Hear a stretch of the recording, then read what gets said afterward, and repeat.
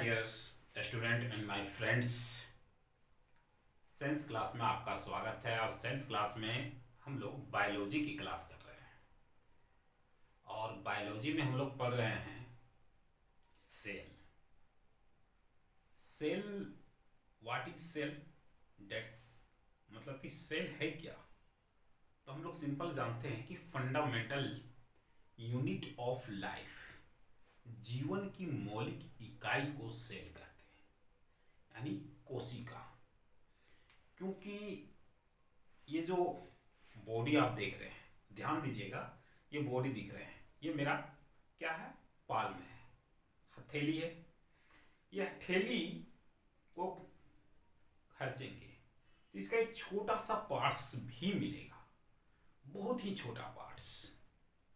यानी कि इस स्किन को अगर हम नोच लेते हैं और उसको टुकड़ा टुकड़ा में बांट देते हैं, तो टुकड़ों को जब बांटेंगे तो एक छोटा सा पार्ट्स मिलेगा अंत में, जो हमें नेक्ड आई से नहीं दिखेगा। ठीक है। अब वो जो छोटा सा पार्ट्स है उसी को सेल बोला गया है। ठीक है। पहला क्वेश्चन पूछता है एग्जाम में, बहुत बार पूछता है, 8 में पूछता है, 9 में पूछता है, 11 में पूछता है। क्या पूछता है पहला क्वेश्चन कि हु डिस्कवर्ड सेल, कोशिका की खोज किसने की थी। तो हम लोग सभी जानते हैं कि कोशिका की खोज रॉबर्ट हुक ने की थी। किसने? रॉबर्ट हुक ने।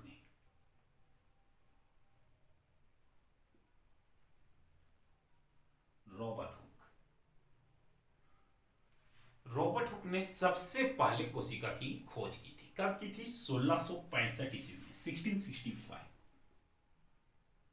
1665 ईस्वी में। किस चीज में खोज की थी? तो इन्होंने पेड़, आप जान रहे ना, पेड़, ट्री, ठीक है ना, ट्री का बार्क मीन्स जो होता है पेड़ का छाल में इन्होंने जो है कोशिका के बारे में पता किया। तो ये क्वेश्चन आपसे पूछा जाता है कि सबसे पहले कोशिका की खोज किसने किया था? तो रॉबर्ट हुक ने किया था। कब किया था? तो 1665 ईस्वी में किया था। यही क्वेश्चन फिर से पूछा जाएगा कि who discovered living cell at first. मतलब कि सिंपल भाषा में आप समझ गए होंगे कि रॉबर्ट हुक ने जिस कोशिका की खोज किया था वो मृत कोशिका था, लेकिन जीवित कोशिका की खोज सबसे पहले किसने की थी? एंटोन ल्यूइनहॉफ।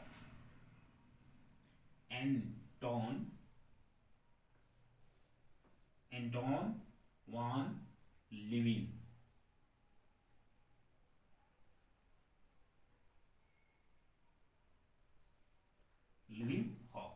एंटोन ल्यूइनहॉफ कब किए थे? तो 1674 में, 1674 ईस्वी में। इन्होंने 1665 में, इन्होंने 1674 ईस्वी में खोज किया। अब हम जानते हैं कि जब ये दोनों चीज की खोज हो गई तो सबसे पहले सेल का सिद्धांत किसने दिया? Theory of cell. ठीक है, सेल थ्योरी किसने दी? कोशिका सिद्धांत किसने दिया? तो आपको बता दें कि मैथियस स्लाइडेन 1838 में, जो कि एक जर्मन के वनस्पति वैज्ञानिक थे, वनस्पति वैज्ञानिक पेड़ पौधों पे अध्ययन करने वाले वैज्ञानिक को वनस्पति वैज्ञानिक कहते हैं, जो पेड़ पौधे के बारे में अध्ययन करते हैं। इन्होंने पेड़ पौधे के बारे में अध्ययन किया, उनमें जानने की कोशिश की, सेल के बारे में जानने की कोशिश किया कि आखिर ये सेल्स क्या हैं, ये वर्क कैसे करते हैं, ये किस स्टेप, पूरा उनके बारे में अध्ययन किए। वहीं पे थियोडोर स्वान, जो कि 1839 में ब्रिटिश प्राणी वैज्ञानिक थे, यानी कि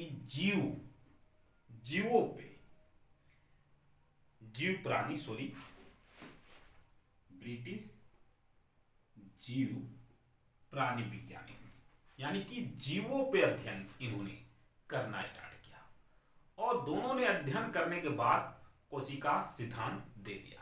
इन्होंने जो सिद्धांत दिया था उसमें इन्होंने ये क्लियर नहीं कर पाए थे कि कोशिका जो है वो डिफ्यूज होके मतलब टूट के नई कोशिका यानी कि नए सेल का निर्माण करते हैं। इसके लिए जो है इस सिद्धांत के ही मदद से आगे का सिद्धांत जो है कोशिका विभाजित होती है, इस सिद्धांत को रोडल्फ बिर्ची ने 1855 में क्लियर किया कि कोशिका जो है वो विभाजित होकर नए कोशिकाओं का निर्माण करते हैं। ठीक है, तो ये आपका क्वेश्चन पूछा जाता है, ध्यान दीजिएगा। पहला क्वेश्चन कि कोशिका थ्योरी जो है किसने दिया था, तो ये 3 नाम आएंगे जिसमें मीथेस्लाइडेन और थियोडोर स्वान। मीथेस्लाइडेन जो थे वो एक्चुअली में पेड़ पौधे के बारे में अध्ययन करके कोशिका के बारे में बतलाए थे, और थियोडोर स्वान ने भी जीवों के बारे में अध्ययन करके कोशिका के बारे में बताए थे कि सारे जीव जो हैं वो छोटी सी इकाई से मिलकर बने हैं और उस छोटी सी इकाई को कोशिका कहते हैं। ठीक है, और यहीं पे कोशिका का विभाजित के बारे में रोडोल्फ बिर्ची ने 1855 में बताया था, और इन्होंने कहा था कि कोशिका जो होता है निर्माण होते जाता है और टूटते जाता है, खत्म होते जाता है, और उसी से नया सेल का निर्माण होते जाता है। यानी कि कह सकते हैं कि छोटा सा कोशिका जो है वो निर्माण होना स्टार्ट होता है, फिर वो धीरे धीरे डेवलप करने लगता है, डेवलप करते बहुत सारा निर्माण करता है, उसी क्रम में बहुत सारा डेड भी करता है।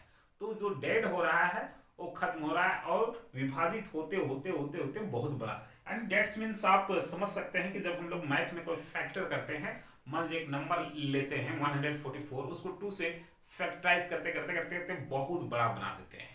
ठीक है, तो यहाँ पे फैक्टराइज के साथ सेल में फैक्टराइज हो रहा है कि ये जो है विभाजित होते जा रहा है, बट यहाँ पे पुराने सेल्स खत्म भी होते जा रहे हैं और नए सेल बनते जा रहे हैं। इस बात को, इस सिद्धांत को जो है किसने क्लियर किया था, तो रोडोल्फ बिर्ची ने 1855 में। अक्सर क्वेश्चन में पूछा जाता है कि कोशिका विभाजन का सिद्धांत किसने दिया था, तो कोशिका विभाजन का सिद्धांत रोडोल्फ बिर्ची ने 1855 में दिया था। ये तो आप जान गए। हम लोग जानेंगे कि यहाँ पे 2 कोशिकाएं होती हैं, एक जंतु कोशिका और एक पौध कोशिका, प्लांट सेल, एनिमल सेल। ठीक है, फिर हम लोग जानेंगे उसके बारे में, और उन्हीं के अंदर यूकेरियोटिक कोशिका, प्रोकैरियोटिक कोशिका। ठीक है, कुछ सूक्ष्म जीवों में जो होते हैं वो आपका प्रोकैरियोटिक कोशिका पाए जाते हैं, वहीं पे यूकेरियोटिक कोशिका जो हम लोगों में पाए जाते हैं। ठीक है, तो इसके बारे में हम लोग जब प्लांट सेल और एनिमल सेल का डिफरेंस पढ़ेंगे तो वहां पे इसको क्लियर करेंगे। ठीक है, अभी तो केवल हम लोग जान लिए। अगर आपसे पूछा जाए कि सबसे छोटा कोशिका, ठीक है, तो माइकोप्लाज्मा सबसे छोटा कोशिका है। कितना, तो 0.3 माइक्रोमीटर, 0.3 माइक्रोमीटर। वहीं पे थोड़ा इससे बड़ा के अगर बात करें तो बैक्टीरिया का है जो कि 3 से 5 माइक्रोमीटर होता है। और वहीं पे सबसे लंबा कोशिका किसका है, तो शुतुरमुर्ग का अंडे का। किसका, शुतुरमुर्ग का अंडे का सबसे लंबा बड़ा कोशिका। वहीं पे बात करते हैं लाल रक्त कोशिका का व्यास जो है, जो हम लोगों के शरीर में पाए जाते हैं, तो लाल रक्त कोशिका का व्यास 7.0 माइक्रोमीटर है। इतना ही नहीं, आगे अगर हम बात करते हैं, हम लोगों के शरीर में सबसे लंबी कोशिका तांत्रिक कोशिका है, नर्व सेल है। ठीक है, कोशिका का शेप भी होता है गोलाकार, त्रिभुजाकार, ठीक है, बेलनाकार। ये सारे कोशिका के एक शेप होते हैं, आकार होते हैं। तो हम लोग नॉर्मली ये कोशिका के बारे में जाने हैं। हम लोग नेक्स्ट में जानेंगे कि कोशिका के अंदर में बहुत सारे अंगक पाए जाते हैं, यानी जो सेल होता है उस सेल के अंदर में जो है न्यूक्लियस से लेके सेल मेम्ब्रेन से लेके सेल वॉल से लेके हर टाइप्स के ऑर्गन्स पाया जाता है, माइटोकॉन्ड्रिया, लाइसोसोम। ठीक है, इस सब चीज के जानेंगे। कोशिका के आत्महत्या की थैली किसे कहते हैं, तो लाइसोसोम को कहते हैं, ठीक है। राइबोसोम होता है। फिर कोशिका के बिजली घर पावर हाउस किसे कहते हैं, तो माइटोकॉन्ड्रिया को कहते हैं। तो इस टाइप का बहुत सारे उसके अंदर अंगक पाए जाते हैं। उस सारे अंगक के बारे में हम लोग एक एक करके डिस्कस करेंगे। बट नेक्स्ट में उससे को डिस्कस करने से पहले हम लोग प्लांट सेल और एनिमल सेल्स के डिफरेंस को अच्छी तरह से क्लियर करेंगे, ठीक है। तो नेक्स्ट क्लास में